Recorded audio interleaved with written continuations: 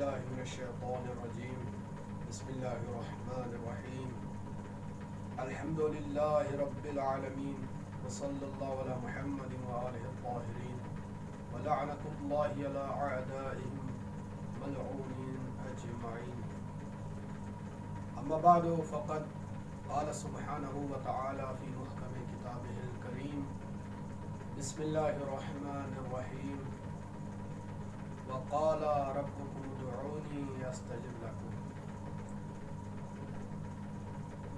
خالق اکبر قرآن عظیم میں ارشاد فرما رہا ہے،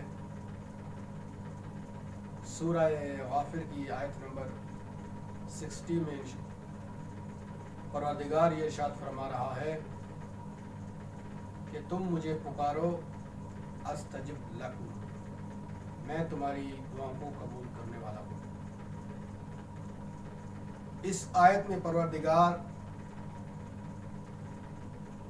تمام انسانوں کو یہ دعوت دے رہا ہے کہ تم مجھ سے اپنی دعاؤں اور اپنی حاجتوں کو مانگو، میں تمہیں عطا کرنے والا ہوں۔ لیکن اس کے باوجود مومنین کی طرف سے یہ شکوہ ہے کہ ہم کئی بار دعائیں کر چکے ہیں لیکن اس کے باوجود ہماری دعائیں قبول نہیں ہوتی۔ اس کا کیا ریزن ہے؟ جبکہ وہ پروردگار جو دونوں جہاں کا مالک ہے وہ خود ہمیں دعوت دے کہ تم مجھ سے مانگو اور اس کے بعد وہ چیز عطا نہ کرے، یہ عقل کے خلاف ہے۔ تو یہاں پر کیا ریزن ہے، کیا مسئلہ ہے؟ اگر تھوڑا سا بھی غور کیا جائے تو یہ واضح سی بات ہے کہ ہم اس معیار کے اوپر پورے نہیں ہوئے کہ جو معیار دعا کی قبولیت کا معیار ہے۔ اللہ کے خلیل نبی جناب ابراہیم علیہ السلام ایک دفعہ ادھم بصرہ کے بازار سے گزر رہے تھے کہ ان کے سامنے ایک جماعت آ گئی اور انہوں نے جناب خلیل اللہ کو گھیر لیا اور ان سے سوال کیا، یا رسول اللہ یہ تو بتائیے کہ خداوند کریم قرآن مجید میں ارشاد فرما رہا ہے ادعونی استجب لکم، تم مجھ سے طلب کرو میں تمہیں عطا کرنے والا ہوں، لیکن اس کے باوجود ہماری دعائیں قبول نہیں ہوتی۔ جناب ابراہیم علیہ السلام نے فرمایا کہ 10 ایسی چیزیں ہیں کہ جس نے تمہارے دلوں کو مردہ کر دیا ہے، تمہاری دعاؤں میں صداقت نہیں ہے، تمہارے دل پاک نہیں ہے۔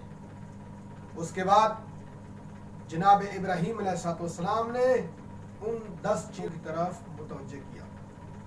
سب سے پہلی چیز آپ فرماتے ہیں کہ تم نے خدا کو تو پہچان لیا لیکن اس کے حقوق کو ادا نہیں کیا۔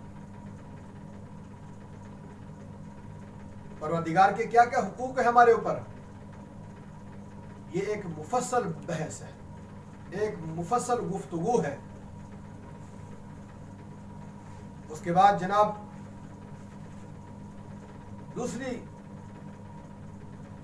چیز کی طرف متوجہ کراتے ہوئے فرمایا کہ تم قرآن مجید کی تلاوت تو کرتے ہو لیکن اس پر عمل نہیں کرتے، اور یہ بہت بڑا المیہ ہے ہمارے درمیان۔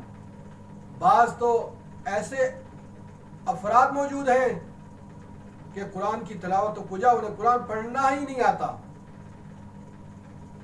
یہ ایک بہت بڑی محرومی ہے کہ ہم قرآن مجید جو اللہ کی کتاب ہے، جو شفاعت اور نور ہے، وہ ہمیں تلاوت کرنا ہی نہیں آتا۔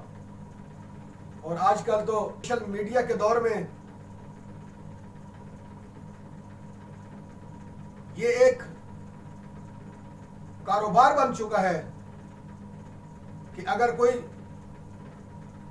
5000 میں پڑھانے والا ہے تو اس کے مد مقابل ایک اور صاحب جو ہیں وہ 4000 میں پڑھانے والے ہیں.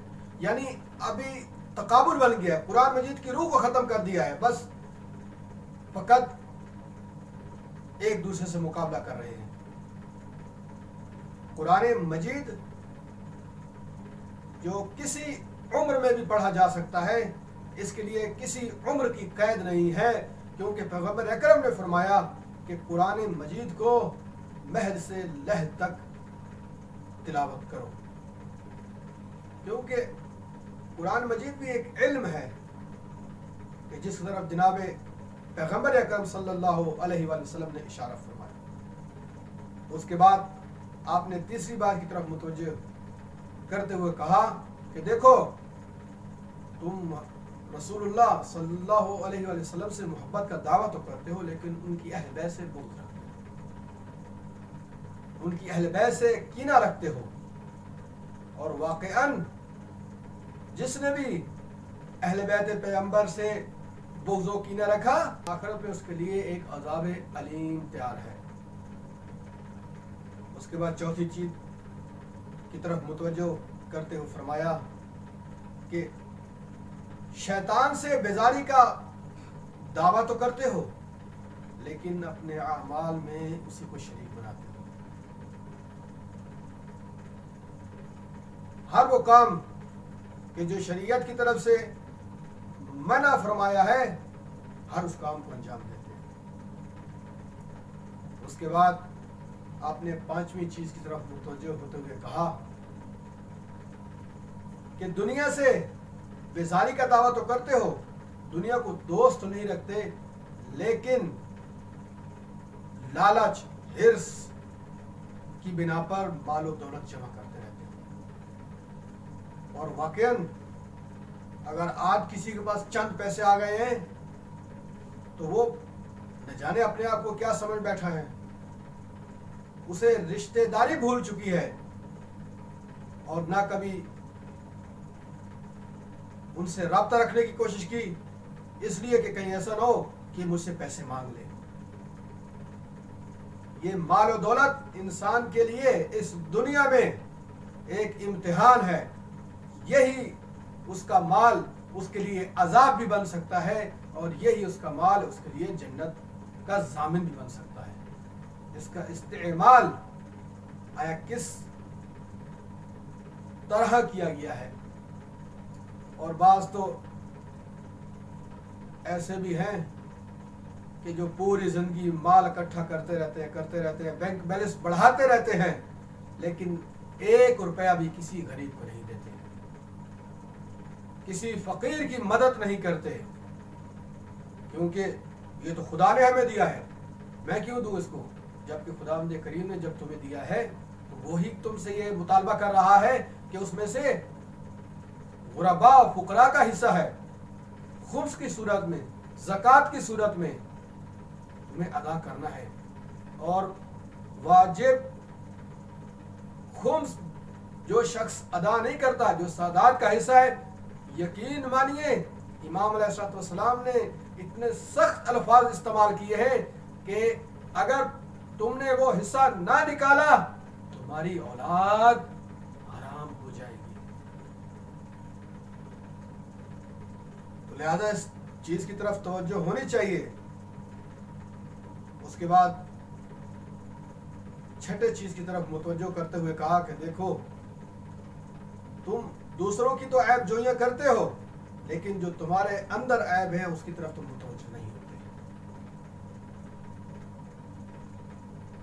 کون سا ایسا عیب نہیں ہے کہ جو ہم لوگوں میں ڈھونڈنے کی کوشش نہیں کرتے، لیکن بہت سے ایسے عیب ہمارے اندر ہیں کہ جس کو ہم پہچانتے ہوئے بھی ان کو ٹھیک نہیں کرتے، ان کی اصلاح نہیں کرتے. اس کے بعد آپ نے 8ویں چیز کی طرف توجہ دیتے ہوئے فرمایا کہ آتش جہنم سے بیزاری کا تو دعویٰ کرتے ہیں، لیکن اپنے جسموں کو جہنم کی آگ میں ڈال دیا. خداوند کریم کی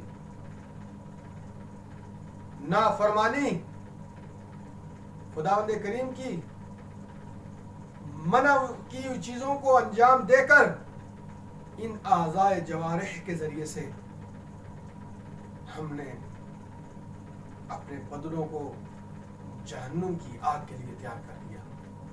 اس کے بعد 9ویں چیز کی طرف متوجہ کرتے ہوئے آپ نے فرمایا کہ اپنے عزیز و اقارب، اپنے رشتہ داروں کو اپنے ہاتھوں کے ذریعے قبر کے سپرد کیا، انہیں دفن کیا، لیکن ان سے عبرت حاصل نہ کی۔ اس کے بعد 10ویں اور آخری چیز کی طرف متوجہ کرتے ہوئے آپ نے فرمایا کہ تم موت کا تو اقرار کرتے ہو لیکن اس کے لیے اپنے آپ کو آمادہ نہیں کرتے۔ موت کہ جو ایک ایسی حقیقت ہے کہ جس کا انکار نہیں کیا جا سکتا، موت برحق ہے، موت خداوند کریم کی ایک نعمت عظیم ہے، اس لیے کہ اس دنیا میں جو شخص بھی اعمال انجام دیتا ہے اسے اس کا صلہ ملنا چاہیے۔ اگر اس نے اعمال نیک بجا لائے ہیں تو اس کے لیے جنت ہے، اور اگر اس نے خدا نخواستہ اعمال بد انجام دی ہیں تو پروردگار کا عذاب علیم ہے۔ یہ وہ 10 چیزیں تھیں کہ جو اللہ کے نبی نے ان لوگوں کو بتائی کہ جس کی وجہ سے تمہاری دعائیں قبول نہیں ہوتی، لہٰذا ہمیں ان چیزوں کو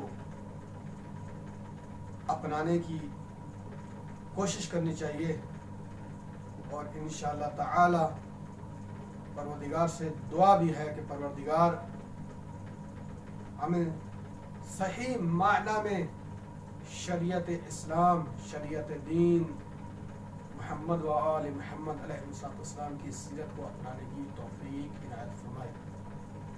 والحمد للہ رب العالمین، وصلی اللہ علی محمد۔